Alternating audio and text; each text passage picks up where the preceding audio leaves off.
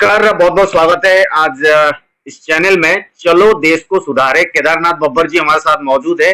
काफी एक्सपीरियंस है इनका, खासकर दिल्ली स्तर की बात करें, दिल्ली की जो बनावट है और दिल्ली की जो उत्पत्ति हुई है, दिल्ली में जो कॉलोनाइजिंग हुई है, खासकर स्लम एरिया के ऊपर बात करेंगे, साथ साथ पॉलिटिक्स के ऊपर भी आपको जानकारी प्रस्तुत करेंगे। बब्बर जी आपका बहुत बहुत स्वागत है।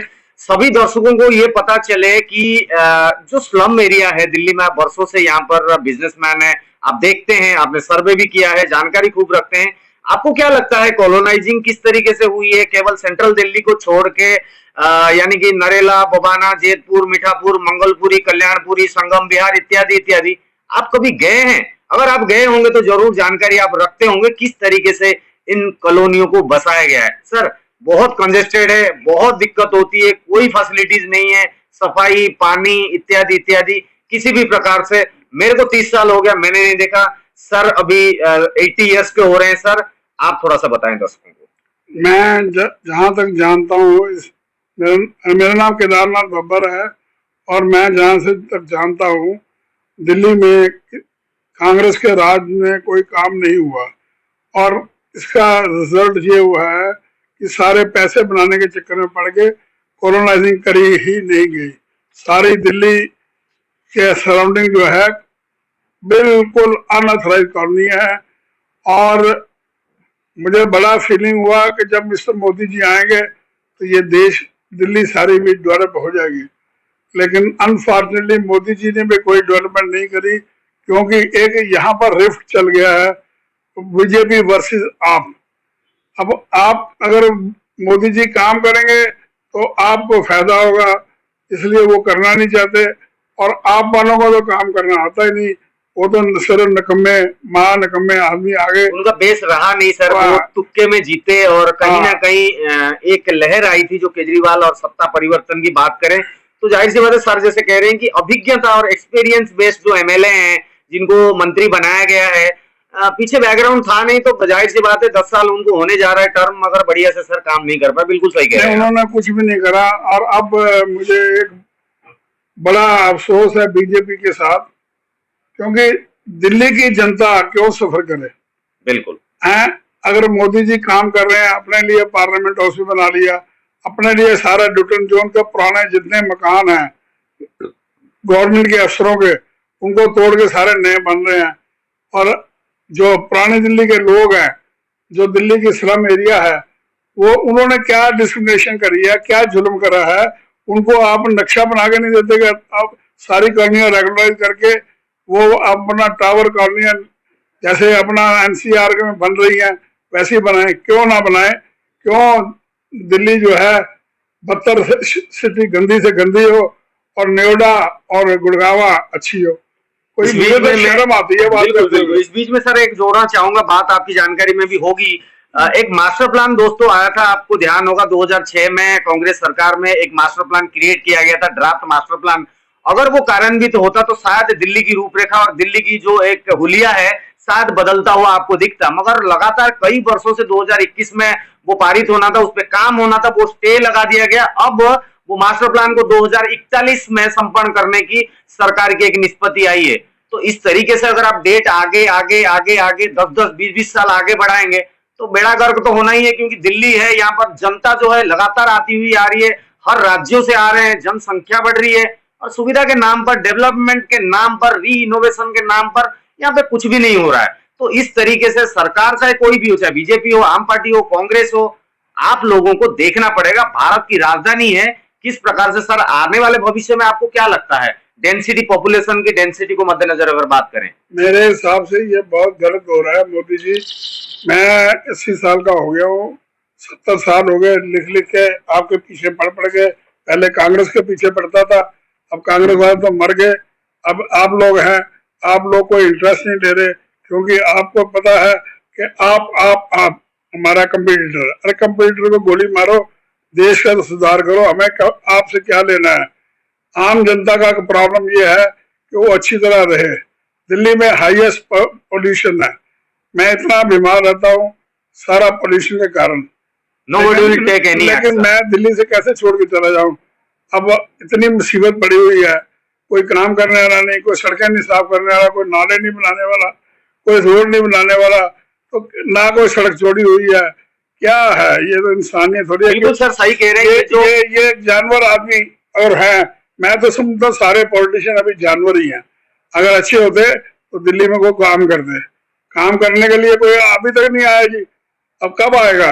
अब लोगों को जेल भेजते रहो, मुझे क्या फर्क पड़ता है? राजनीति की राजनीति के चक्कर में आप पब्लिक को क्यों तंग कर रहे हो? एग्जैक्टली। और किसी डीडीए में मिस्टर पुरी को ले आए हो, अरे ये नाम का मंत्री है, मेरे हिसाब से तो चपरासी भी नहीं है।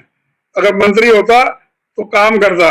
आप एक स्टेटमेंट दिखा दो कि दिल्ली में मिस्टर पुरी ने कहा हो कि मैं श्रम हटाऊंगा, मैं ये करूंगा। अरे कब हटाएंगे? मरने के बाद। वो भी बूढ़ा है, मैं मर जाऊंगा, वो भी मर जाएगा, और भी पॉलिटिशियन सारे ही मर जाएंगे। सच बात है। समय बहुत कीमती है, इसको यूटिलाइज कोई भी नहीं कर रहा है। सर बिल्कुल सही कह रहे हैं।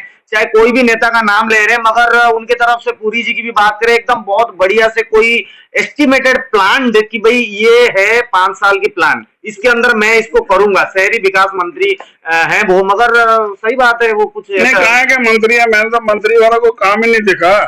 मैं तो बड़ी कोशिश करके इतना कुछ लिखा है, उनको कोई शर्म होती तो कुछ इसका जवाब देते, लेकिन अनफॉर्चुनेटली किसी ने जवाब नहीं दिया। ये अपना वहां बैठ गए गद्दी पे, किस लिए बैठे हुए, क्या करते हैं भगवान जाने।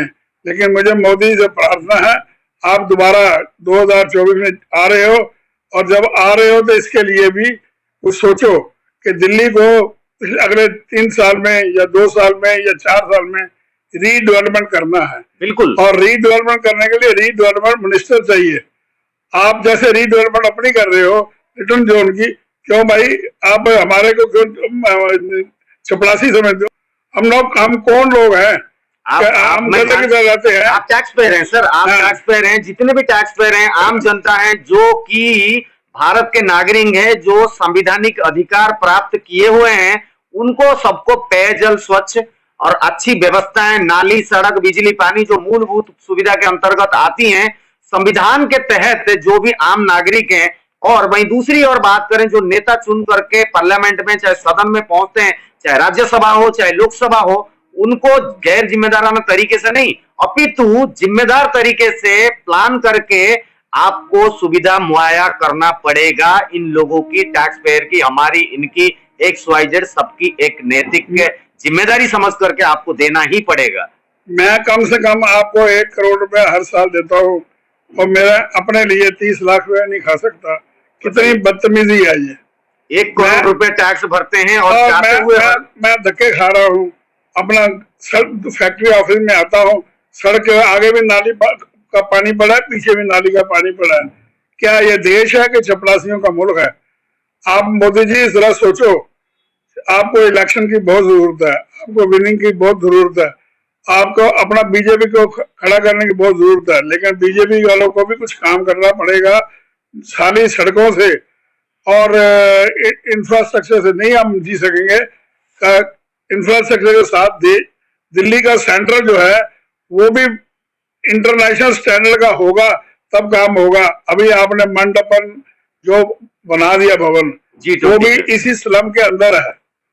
लोग स्लम से अंदर से निकलेंगे, फिर उसके अंदर जाएंगे, वो कहेंगे कैसे गधे आदमी है, ये इतना बढ़िया तो पवेलियन बना दिया और रास्ते में सारा स्लम है।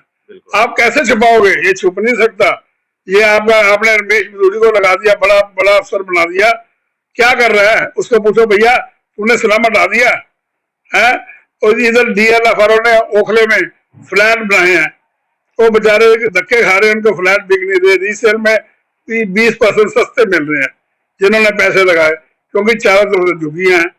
अब झुग्गियां के पक्के मकान बने हैं। अरे आपके जो पुलिस वाले इतने बदतमीज बेईमान लोग हैं, रोड के ऊपर ये अपना क्राउन प्लाजा होटल वाली रोड के ऊपर सर्विस लैंड में एक रोड में मैंने कंप्लेंट करी कि यहाँ बिल्डिंग बन रही है, ऐसे तोड़ दो। SHO ने एक दिन तो जरूर होगी, उसके बाद में अभी आप देखो सर्विस लैंड पूरी बंद हो गई, बीच में झुग्गी खड़ी हो गई है मंदिर का नाम देके। क्या ये मंदिर है, क्या गुरुद्वारे है? कोई शर्म ये ओखला की सर बात कर रहे हैं। मैं आपकी जानकारी के लिए और भी बता दूं, जैसे मैंने शुरू में ही रिपोर्ट के शुरू में ही जो नाम मैंने गिनाए थे, जैतपुर, मीठापुर, मंगोलपुरी, कल्याणपुरी, नरेला, बबाना, बुराड़ी और दाबरी मोड़ इत्यादि इत्यादि, जो दिल्ली के, सेंट्रल दिल्ली के बिल्कुल किनारे पे जो परिसीमा में जो ये जो जगहें बसी हुई हैं, ये कॉलोनी जो अवैध कॉलोनियां बसी हुई हैं, इनमें ना रजिस्ट्री है, ना इनमें डीडीए के नॉर्म्स के हिसाब से कुछ बना हुआ है। तो देखता कौन है सर? फिर इनको देखेगा कौन? ये काम सब ठीक होगा कब? मास्टर प्लान एक जो दिल्ली का कायाकल्प कर सकता है, उसको बरसों से 20-30 साल 40 साल हो गए उसको रोके हुए हैं। आज की डेट में भी अगर बात करें, वो मास्टर प्लान ऑलरेडी पारित हो चुका है, उसको अगर कार्यान्वित किया जाएगा ना, दिल्ली का हुलिया बदल जाएगा सर, ट्रस्ट मी। लेकिन मैं इस मास्टर प्लान को भी नहीं मानता कि डीडीए वाले सबसे बड़े चोर डीडीए वाले हैं, और डीडीए के और जो मंत्री हैं वो हैं, क्योंकि सारा वो सिर्फ रुपया कमाने के चक्कर में कौन से प्लाट को खाली करा लें तो उसमें पैसे खा लें, यही इनका कर्म है। इनके कर्म जो है वो भगवान देखेगा, जब मरेंगे तो इनको कोई कुत्ते भी नहीं पूछेंगे, ये मेरी गारंटी है। क्योंकि इन्होंने जो काम करे हैं वो कोई अच्छे काम नहीं करे। और मास्टर प्लान जो 50 साल का होता है जी, सिंगापुर में मास्टर प्लान 3 साल के अंदर सारा नया बन गया था। 1982 में झगड़ा शुरू हुआ था, 1989 में सारा सिंगापुर कोई पुरानी दीवार नहीं थी। सिंगापुर देखिए आज वर्ल्ड में कितने नंबर की सिटी है वो देख सकते हैं। इनको शर्म, आप लोगों को भी शर्म आनी चाहिए कि आप सारे सिर्फ इनको एक ही काम देते रहोगे, इंफ्रा का, रेलवे का, हाँ जरूर दो, लेकिन ये भी कहो डीडीआर उल्लू के पट्टों को कि ये जगह जो है जहां मर्जी टावर ऐसी बना ले, जहां दिल करता है उसके लिए ये नियम है, इतनी सड़कें तो छोड़ो, इतनी सड़कें तो छोड़ो, ताकि 400 फुट की रोड बन जाए, 300 फुट की गलियां बन जाए, और जहां मर्जी बनाए। ये कोई लैंड पूलिंग का, मैंने बोला लैंड पूलिंग करी, लैंड पूलिंग का कोई मतलब ही नहीं जानते डीडीए वाले। एक बिल्डिंग अभी तक नहीं बनी, लैंड पूलिंग 5 साल हो गए, बेशर्म है। ये बोलते हैं खाली, ये हुआ क्यों नहीं? लैंड पूलिंग करने के लिए कोई जरूरत नहीं है।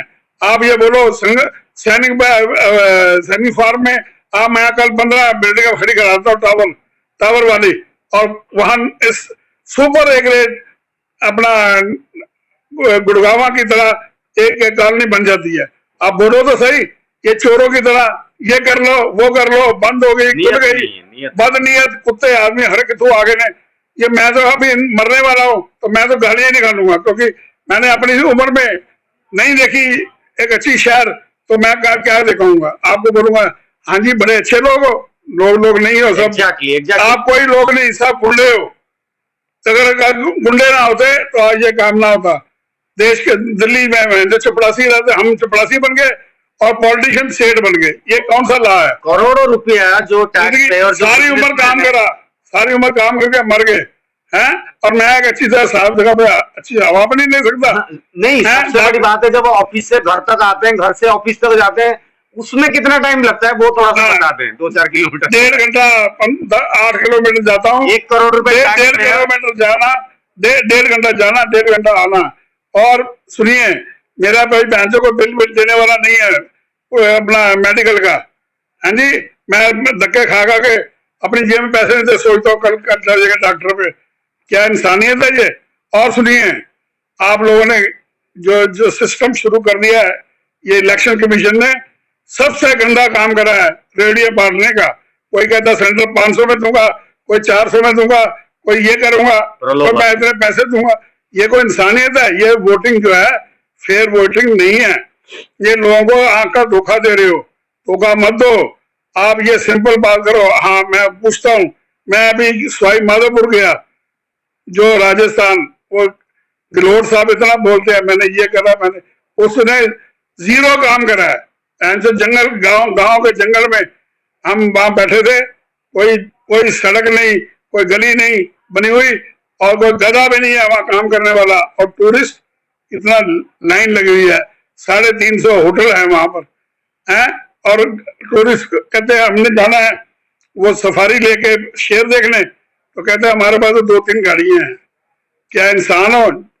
मैं थोड़ा सा जरूर पार्टीशन करना चाहूंगा। कांग्रेस का जो शासन है, कई वर्ष शासन करने के बाद किस तरीके से शासन किया, किस तरीके से देश भर में इंफ्रास्ट्रक्चर, रोड्स और कॉलोनाइजिंग जिस तरीके से हुआ, सारा अभी राजस्थान की बात करें, एमपी की बात करें, यूपी की बात करें, चाहे राज्य कितने भी हैं हमारे जो देश में, उन सभी का लगभग बढ़िया तरीके से तो नहीं हो पाया। 2023 में हम जहां पर हैं, चाहे दिल्ली को मिला के भी बोले, इससे कई ज्यादा हम उन्नति कर सकते थे। मगर बीजेपी जब से आई है, थोड़ा सा देखा जा रहा है कि रोड्स, हाईवेज इत्यादि इत्यादि इंफ्रास्ट्रक्चर मोदी जी के तत्वावधान में सभी नेता, गडकरी जी और भी अनेकों नेता हैं जो कि अच्छा परफॉर्मेंस दे रहे हैं। वहीं और भी सुधार की जरूरत है। और अगर चुनाव की बात करें, उम्मीद है सर 2024 के बाद आपको थोड़ा सा और डेवलपमेंट और इंफ्रास्ट्रक्चर, रोड्स, बुलेट ट्रेन, ये वो और भी जो चीजें ये लोग एस्टिमेटेड कह रहे हैं कि भाई 2024 में जो बची कुची कसर है हम इसको पूरा कर देंगे। क्या मोदी जी के ऊपर आपका भरोसा है? नहीं, मेरे को तो मोदी को फुल भरोसा है। मैं लोगों को कह रहा हूँ मोदी जी को वोट दो,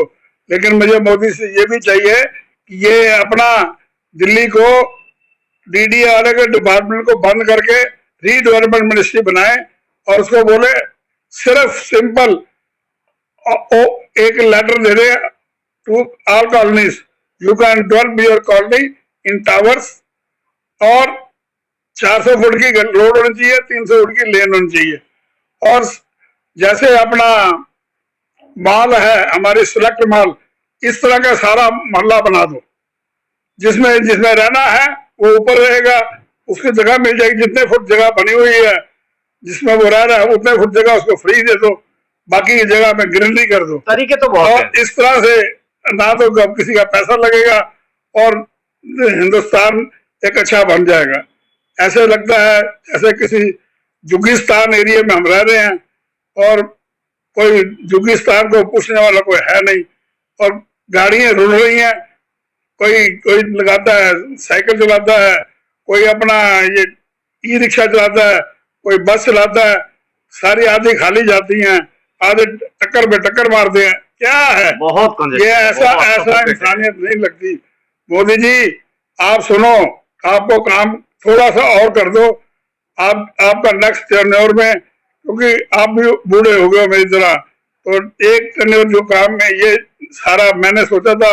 आप काम बहुत अच्छा करते हैं और काम करा भी है, लेकिन इस तरफ आपने ध्यान नहीं दिया। सारे इंडिया के लिए, मैं दिल्ली के लिए नहीं बोलता, सारी इंडिया ही एक स्लम है। आप कलकत्ता चले जाओ, वहां टट्टी सड़क पे होती है, वही एक तरह रोटी बनती होती है। क्या आदमी को खींचा होता है रक्षा पे? क्या ये जानवरों का शहर नहीं है? तो इसलिए प्लीज मेरी आपसे हाथों को रिक्वेस्ट है, आप अपने डिपार्टमेंट को चेंज करो और इन सब अपने जितने बीजेपी अफसरों को बोलो कि भैया दिल्ली के छोड़ के जहां जहां से आए हैं अपना अपना एरिया में रीडेवलपमेंट करें, जैसे शहर होता है चाइना की तरह, तभी हिंदुस्तान का भला होगा। बहुत बहुत धन्यवाद सभी का। इस रिपोर्ट को जरूर शेयर करें, और रिपोर्ट में जिस तरीके से एक आइडिया दे रहे हैं केदारनाथ बब्बर जी, लगातार सरकार को लिखते रहते हैं अपने ईमेल्स के माध्यम से, और अपने चलो देश को सुधारे जो यूट्यूब चैनल है और चलो देश को सुधारे जो फेसबुक पेज है, लगातार अगर आप फॉलो करेंगे तो उस पेज में और उस चैनल में आपको इसी प्रकार की वीडियोज आपको मिलेंगी और आप लगातार देख पाएंगे। और बब्बर जी लगातार सरकार को आलोचना करना हो, समालोचना करना हो, हाँ साथ में प्रशंसा भी करते हैं। अगर कोई अच्छा काम करता है उस प्रोजेक्ट के ऊपर प्रशंसा भी करते हैं। तो इसीलिए एक समालोचक के रूप में जरूर सरकार के सामने ब्यूरोक्रेसी लेवल में हो, चाहे इस तरीके से एनजीओ चलाने वाले व्यक्तित्व हो, आना चाहिए, आप लोगों को उभर के आना चाहिए और समालोचना जरूर करना चाहिए। पुनः आप लोगों को अनुरोध करेंगे रिपोर्ट को शेयर जरूर करें और चैनल को सब्सक्राइब करना मत भूलिएगा।